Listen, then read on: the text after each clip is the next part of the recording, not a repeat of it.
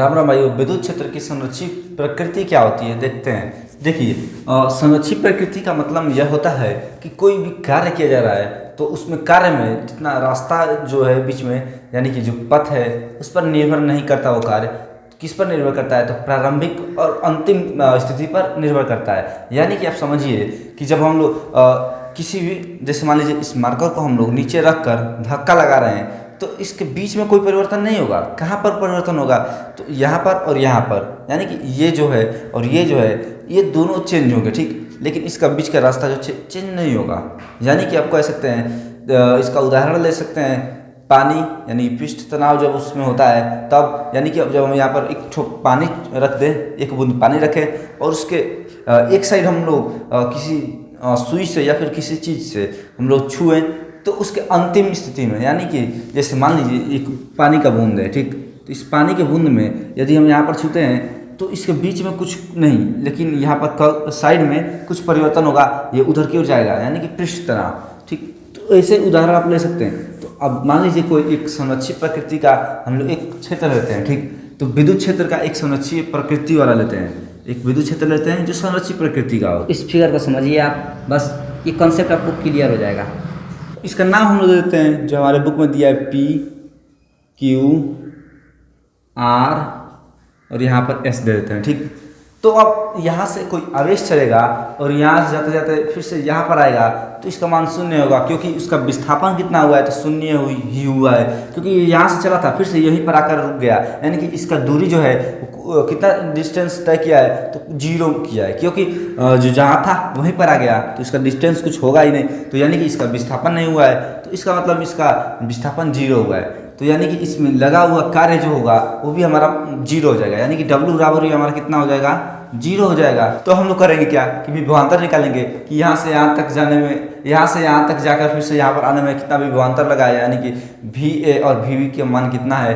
तो देखिए, जब यहाँ से चला है और यहीं पर आया है तो इसका मतलब यह है कि VA का मान जितना होगा उतना VB का मान होगा, ठीक। तो हम लोग क्या करेंगे कि यहाँ P से या इस रास्ते पर जाकर फिर से यहीं पर आ जा रहा है, तो इसका मान जब 0 होगा तो क्या करेंगे कि इसमें विभवांतर निकालेंगे कि उसका कितना कार्य लगा है, यानी कि इसमें जाने में कितना कार्य लगा है। तो आपको पता है कि W बराबर 0 लगा है, क्योंकि जहाँ पर था वहीं पर आकर रुक गया है तो उसका मान 0 हो गया, ठीक। तो यहाँ पर हम लोग विभवांतर निकालेंगे। तो विभवांतर का सूत्र क्या होता है? VA माइनस VB, ये होता है ना। तो प्रारंभिक और अंतिम, ठीक, यानी कि प्रारंभिक और अंतिम कहाँ है? तो यहीं पर आया है अंतिम, यानी कि घूमकर यहीं पर आ गया है, ठीक। तो इसका अंतिम भी यहीं पर है। तो समझिए कि VB का मान जितना होगा उतना ही VA का मान होगा। समझ में आया कैसे होगा? क्योंकि जहाँ से चला है वहीं पर आकर रुक गया है, इसलिए। तो VA और VB बराबर क्या होगा? W/Q0 होता है। इसका सूत्र यही होता है विभवांतर का, ठीक। यहाँ पर P Q R S, ठीक। P Q R S फिर से इस पर आकर रुका है, यानी फिर से P, ठीक।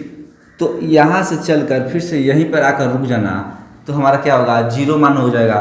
तो यहाँ से जाकर यहाँ पर आया है, यहाँ पर जितना भी है उतना भी यहाँ पर भी होगा फिर, ठीक। तो जब हम लोग इस W का मान इधर करेंगे तो बाकी जो है उधर चला जाएगा। तो W को इधर करते हैं तो W बराबर क्या हो जाएगा?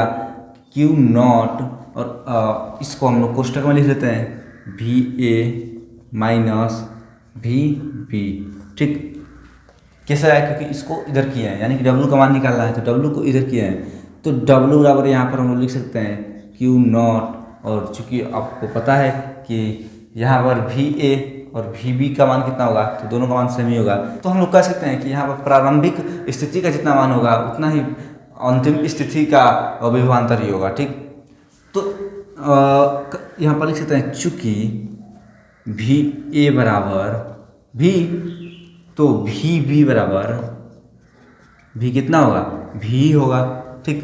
तो यहाँ पर हम लोग लिख सकते हैं कि Q0, और यहाँ पर हम लोग इसके जगह पर V माइनस V लिख सकते हैं। क्यों लिखे हैं? क्योंकि आपको पता है कि VA का मान V और VB का मान भी V ही होगा, ठीक।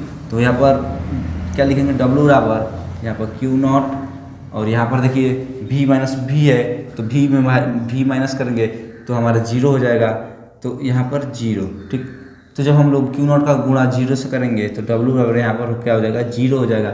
यानी कि यहाँ से इस रास्ते से आकर फिर इसी रास्ते पर आने में कितना कार्य लगा है, तो उसका मान हमारा 0 आएगा, यानी कि 0 कार्य लगा है, तो शून्य के बराबर कार्य लगा है। तो यही हमको सिद्ध करना था, हमने सिद्ध किया, ठीक। और अभी भी इसमें आपको कहीं पर भी डाउट है तो आप हमें कमेंट करें। और यदि आपको अच्छे से समझना है बिना किताब को छुए, तो आप हमारे चैनल को सब्सक्राइब करें। और यदि आपको क्लास 12 फिजिक्स का सभी चैप्टर का लाइन बाय लाइन वीडियो चाहिए, तो हमारे चैनल पर वीडियो बनाकर अपलोड किया गया है और वहाँ पर प्ले लिस्ट भी बनाया गया है और अच्छे से समझाया गया है। आप वहाँ पर जाकर लाइन बाय लाइन वीडियो देख सकते हैं और अपना नोट्स भी बना सकते हैं।